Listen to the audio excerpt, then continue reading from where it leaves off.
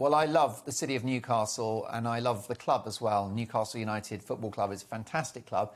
And here's the point, Tommy, when you're a football fan, you don't care where the money comes from. And that's exactly it. Look at that. All the people out in the street, what it does. Newcastle's produced some of the greatest footballers for the national side as well. You think of some of the greats they've made.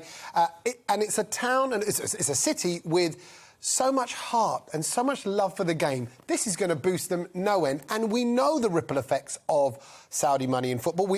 It's worked for the clubs, for everything, for the brand, for them as a franchise, for Manchester City. I'm thinking, you know, what it's done for them has been leaps and bounds.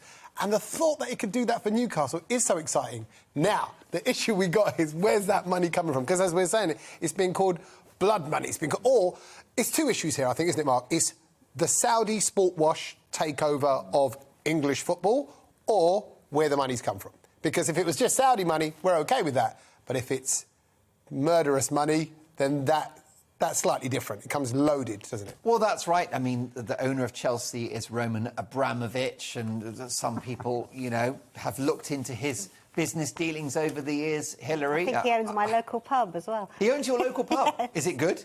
Yes. Nice? How much is a pint in your local pub? Do you know what? I don't drink pints. No, lucky you. Probably not cheap, I would have thought, at the Chelsea Arms. But, you know, the bottom line is that actually lots of clubs are owned by international owners, and there's probably a case to answer for many of them if you looked into it. They are, and I think that I think we should care about where the money comes from. You know, if I were a footballer, which clearly I'm not, I would have problems with going to Qatar for the World Cup. I think, you know, that shouldn't be happening. And I think that the ethics are important, morals are important, and that football shouldn't just be about money. And I think something's gone wrong with the fact that it is now. Well, the question is, does the Premier League do a fit and proper person test for any potential Premier League owner? They say they do, but do they? It's not their business. The problem I've got here isn't that Hilary is an apologist for her discredited local pub, some would say, or that Tommy questions where the money comes from. This country's all over the place with this, because Saudi Arabia's our big friend. And Dubai is a great holiday destination, and we've got lots of business there. Why are we going to single out Newcastle United? Now, I worked for Procter & Gamble up in Newcastle. I love that town, city.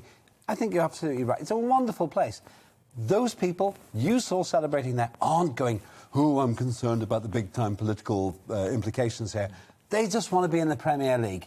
So let's not blame anybody who supports Newcastle United for wanting to have the money. And it's, by the way, Newcastle, not Newcastle. Yeah, you have to watch that. There's a posh test for you. Well, does it make me posh or not posh? Yeah, very it posh. makes me unpopular in Newcastle. That's what it does. Very popular, though. The thing is, when it comes down to it, this country needs to get itself sorted. Whose side's it on? And it seems to be that we're driven by the money. You know, we're the second biggest arms exporter in the world. I think that's right. That's a rather bigger deal to me than who buys a football team. And also, Lembert, you must know from all your billionaire friends, none of them have made their money the squeaky clean way. So I think at least this one we know about, supposedly something that's happened behind the scenes.